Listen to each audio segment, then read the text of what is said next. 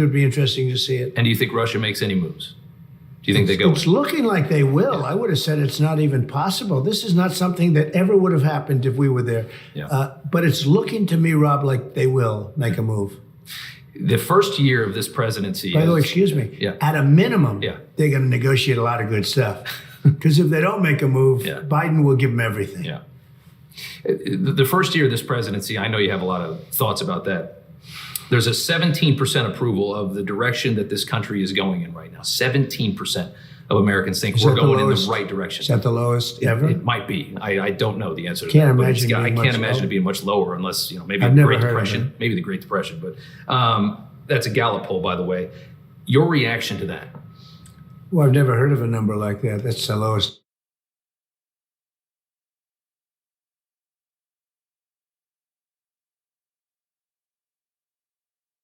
number I've ever heard. Yeah. So I don't know if it's a record or not, but as you say, the Great Depression, maybe if they ever did it during the Great Depression, there was no money to do polls in the Great Depression, right? Yeah. But no, it's a terrible number. It's probably high.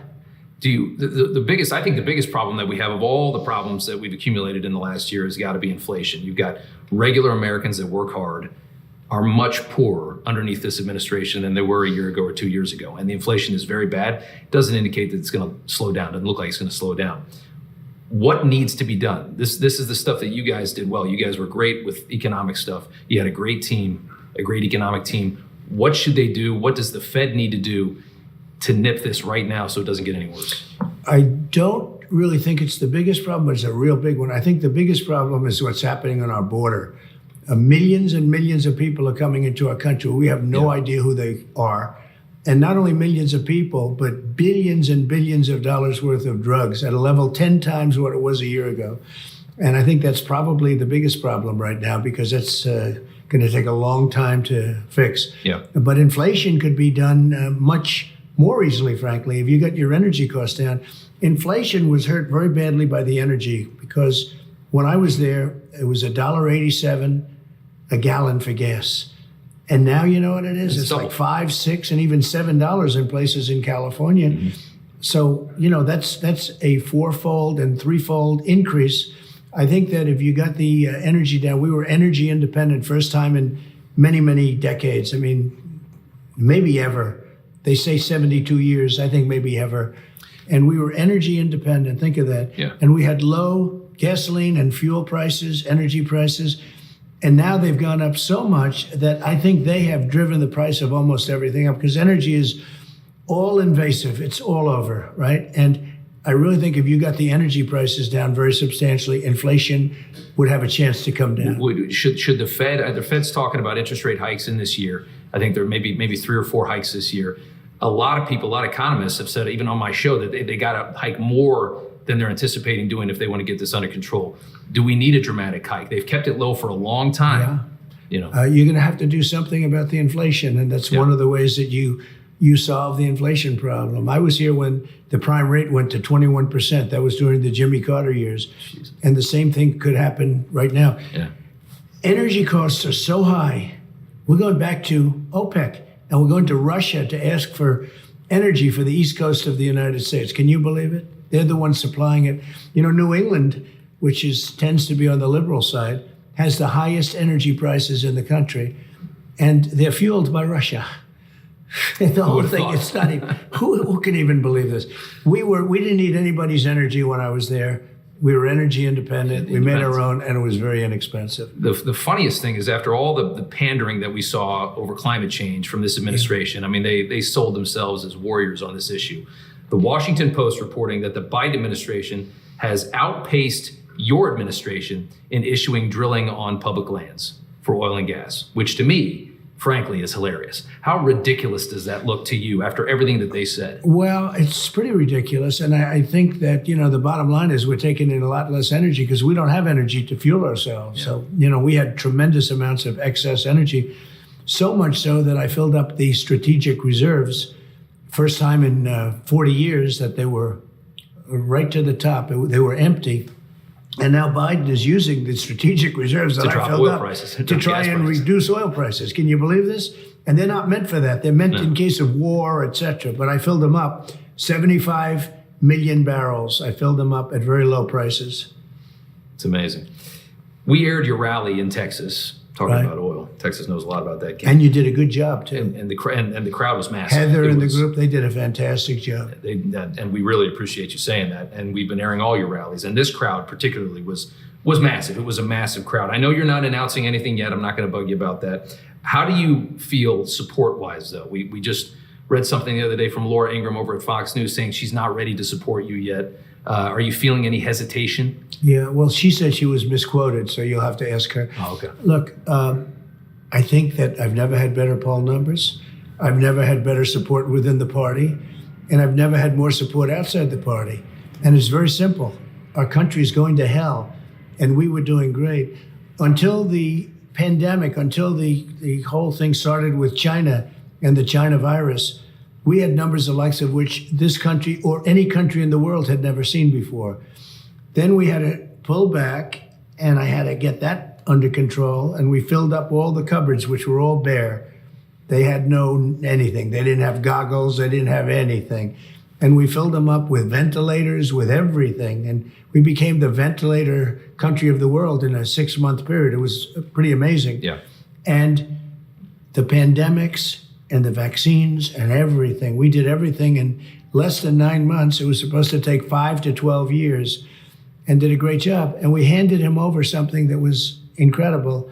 And they really blew it on COVID. They really blew it. It's to this day, they weren't equipped. They have no tests. Now they're getting the tests from China. More have died under Biden with a vaccine Right. than under you without That's a right. vaccine. Substantially more people have died. You've been more vocal about vaccines lately, more maybe pro-vaccine of late. Obviously, we also have this situation with the truckers in Canada as well. Yeah. And you have a situation where these guys are fighting a vaccine mandate, Yeah. but they not necessarily anti-vax. No, that's right. No, they But don't you're want supporting them. They don't want to be Yeah. told that Yeah. they have to put this in the body, and I understand that. Yeah.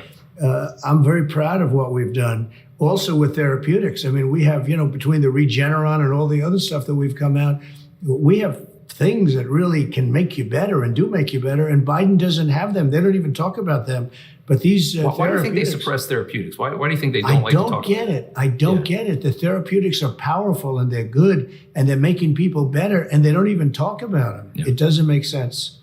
When I talk to people and we talk about, there's a lot of people that absolutely love the mission that you were on. They think that Washington does not work for the American people. They think Washington only works for itself, which is a statement I completely agree Right. with. But what I hear from a lot of people is that it's exhausting going through the process of fighting back against the swamp. Your presidency was exhausting to them, and they're exhausted by that fight. Well, they're more exhausted now by this Biden fight. Look at what's going on. Yeah. He's very divisive. But with us, don't forget, Rob, we came in, and the first day we got there, we were hit with a phony Russia deal. We had to fight that. So we were fighting that and doing more than any president just about has ever done for our country. We built the economy. We rebuilt the military. We opened Space Force. We had low interest rates. We cut the taxes and regulations more than any president has ever cut taxes or regulations. We did a great job. But at the same time, we were fighting the radical left on the impeachment hoaxes, which was over a perfect phone call to Ukraine. It was perfect. Tim Scott, the great senator from South Carolina, read it. He said, because we had a transcript, he said, this call is perfect. What are they doing? And, so when they say that, we were fighting these people. We had no choice. Otherwise, we wouldn't have been there. They would have gotten us out. They were staging a coup. They were trying to get us out of office. Do you think a lot of that, because that is one thing that I hear, is that it was just such an exhausting 4 years. Is the reason for that, obviously one side blames you for all of that. They say that you made all this noise for 4 years. What is your perspective on that? Well, the reason for that is that they hit us before I even got into office with phony investigations. Yeah. They continue, always continuing. They should be the ones investigated. Nancy Pelosi should be investigated for doing such a bad job on Capitol security. I asked for 10,000 soldiers, or we would have given 20, and it's well documented, to go, and because I knew how big the rally would be. The rally was a protest against a rigged election, and I knew how big it was going to be. And I said, why don't we have soldiers there? But she's in charge of Capitol security, and she didn't want any soldiers. So she's responsible for it. And then had Mike Pence sent it back to the legislatures, you wouldn't have had the same kind of anger. There wouldn't be an anger because the legislatures would have done whatever they were going to do. I mean, there was a lot of corruption. There was a lot of phony voting, phony ballots, and they should have been sent back. And it's sort of interesting. They said he didn't have the right to do that, but now they're trying to change the law that says he can't do it, okay? I said, well, I thought he didn't have the right. Why you have to change the law? It's sort of interesting, isn't it? On Saturday at the rally, you talked about the potential, if it's appropriate, of pardoning some of the January 6ers. Yeah. Lindsey Graham said a couple days later he thinks that's inappropriate. What do you think? Well, Lindsey Graham's wrong. I mean, Lindsey's a nice guy, but he's a rhino. Lindsey's wrong. Look, they tried to burn down Washington. We're talking federal buildings. They were terrible. Every Democrat city was on fire, and nobody says anything about it. Antifa and BLM were causing such problems, including death. Don't forget, with the exception of one young, fine woman, nobody died on January 6th. Nobody died on January 6th. They like to say 5 people, but nobody died on January 6th. Nobody was intentionally killed The besides one her. person who died was Ashley Babbitt. She was killed by a ruthless man that never should have used his gun to shoot her. She was killed. And he's a hero to the left. That cop is a hero. I think it's a disgrace. And in fact, they wanted to shield him, but he couldn't get on television fast enough. I saw his interview. And he thinks it was great that he shot her and killed her. And she didn't have a gun. She didn't have anything. There was no reason to do that. It's a disgrace. But she was the person that died. And they're not treating these people the same way. You don't see with all of the killing and all of the fires and all of the burning, including of federal buildings, they tried to burn down the courthouses. I stopped them in Minnesota, in Minneapolis. We sent in the National Guard. I'm not even supposed to be doing that. That's supposed to be up to the Democrat governor. These are all Democrat-run areas. But with all of that, you don't see anybody going to jail and being treated like these people. These people are being treated horribly. I would absolutely, because some of them are being treated very unfairly. Yeah, I would absolutely give them a pardon The if punishments things are don't work out fairly. Punishments are out of proportion to the crime. Out of proportion, like 20 times out of proportion. These people are being persecuted. And the other ones, when they caught people who killed people, they want to give them the minimum sentence. They're out there fighting for a minimum sentence. No, it's a very unfair situation. Black Lives Matter, Antifa, and others, these radical left people. I mean, you have the vice president trying to bail everybody out of jail, but they weren't in jail very long. It was pretty easy to do. Yeah. And getting the bail was very easy. These people are in jail, in a horrible, disgusting, dirty jail, so bad that the court system, which is very left, is angry that people have to live like this. And some of these people are not guilty. Many of these people are not guilty.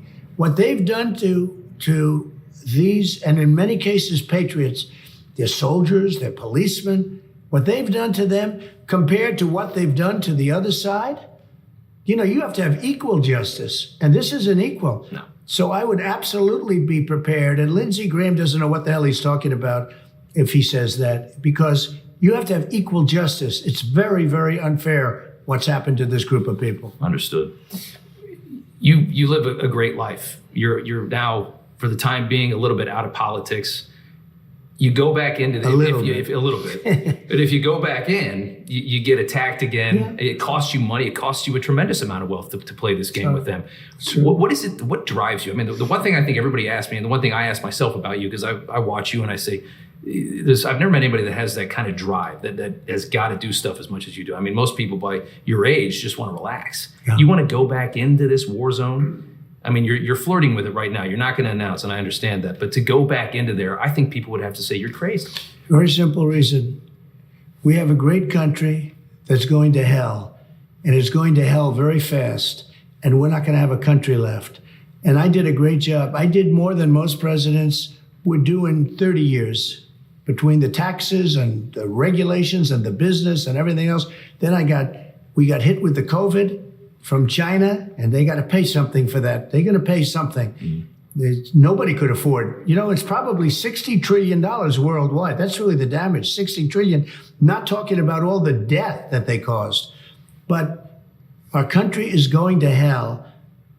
And we're going to make America great again, again. I sort of say it, I smile, but there's nothing to smile about because our country is going bad. We're not going to have a country much longer if it keeps going. I don't think any president has done this damage. You can go through, you can add up 5 presidents. They haven't done the damage that this man has done in the last year. If you look at everything with the economy, the inflation, the COVID, the military embarrassment in Afghanistan, our military has gone down in the eyes of the public 70%. And our military is great. I knocked out ISIS, don't forget. I knocked out ISIS. We were told you couldn't do it. I did it in 2 months. We have great military. We have great generals, except for the television generals. They're stupid people. But our military is great. I rebuilt our military. They gave $85 billion worth of equipment, handed it to the Taliban, the enemy.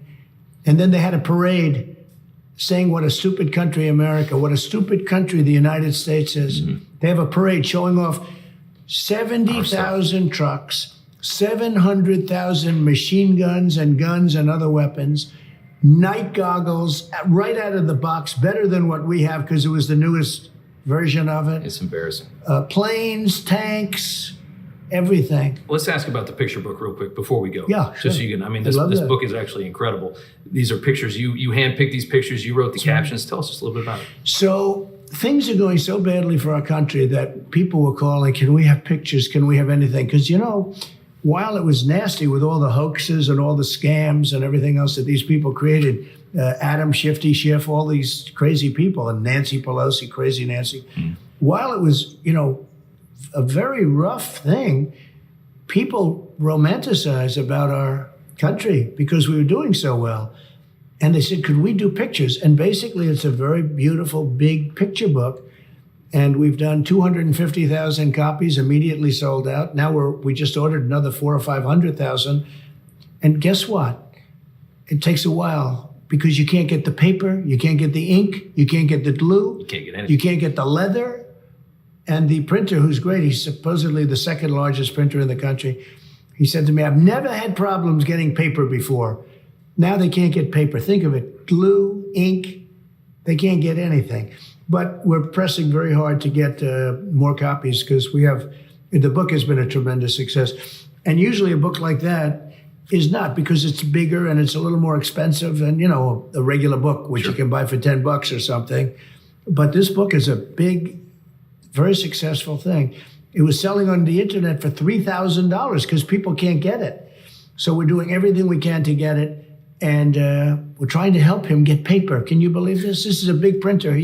He said, 42 years, sir, I've never had a trouble getting paper or ink or glue. It's kind of poetic, though. He can't get anything. Yeah. So it's a very sad situation, what's going on in the country. So I hope everybody gets the book. We'll get it to you soon. We appreciate it. Sir, thank you so much. Thank you very much. We Rob. really appreciate it. Thank you. It's good to see you again. Coming up after the break, Morgan Ortagus, former State Department spokesperson, joins us, breaking down the very latest between Russia and Ukraine. We're going to go into that, plus how she's responding to the president's endorsement for her potential congressional run. That's after the break. Stay tuned.